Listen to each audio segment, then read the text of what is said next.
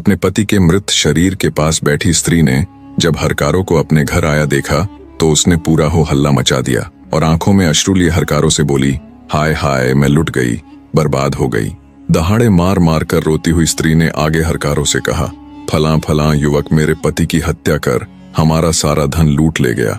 हाय, मैं बर्बाद हो गई, मेरा सब कुछ खत्म हो गया। हरकारे उस स्त्री की बात सुन दंग रह गए। धन के साथ पकड़े गए नवयुवक ने जो बयान राजा विक्रमादित्य के आगे दिया था, यहाँ तो सब बिल्कुल उसके विपरीत था। ये स्त्री तो उस नवयुवक को ही दोषी ठहरा रही थी। जब हरकारों को कुछ भी समझ न आया तो उन्होंने उस स्त्री को भी अपनी हिरासत में ले लिया और उसे भी राजा विक्रमादित्य के सामने पेश किया। स्त्री को जब राजा विक्रमादित्य के सामने पेश किया गया तो उसने राजा विक्रमादित्य के सामने भी फिर से वही बात दोहराई और रोते हुए बोली, न्याय कीजिए महाराज, इस धूर्त व्यक्ति ने मेरा सब कुछ खत्म कर दिया। अब मैं किसके सहारे जीऊंगी? क्या अर्थ रह गया अब मेरे जीने का जब मेरा पति ही नहीं रहा? ऐसे जीने से अच्छा तो मैं भी अपने पति के साथ सती हो जाऊंगी। स्त्री और उस नवयुवक की बात सुन राजा विक्रमादित्य भी असमंजस में पड़ गए।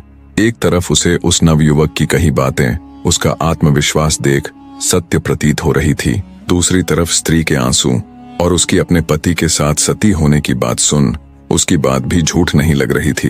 कुछ देर राजा विक्रमादित्य गहरी सोच में डूबे रहे। फिर उन्होंने कुछ सोचते हुए उन दोनों को अलग अलग कक्षों में बंद करने का आदेश दिया।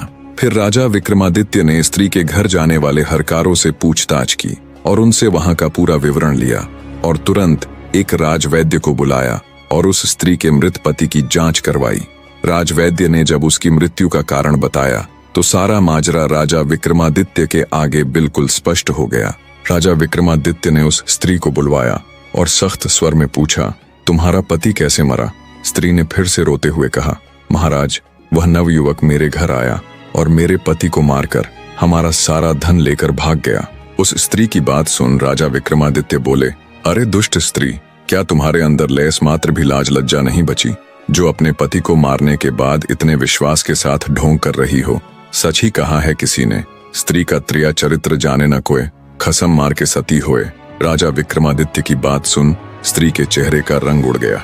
पूरा राज दरबार हैरानी के साथ साथ असमंजस में था कि कैसे राजा इस स्त्री को दोषी ठहरा रहे हैं। सभी की उत्सुकता अपने चरम पर थी। बने रहे।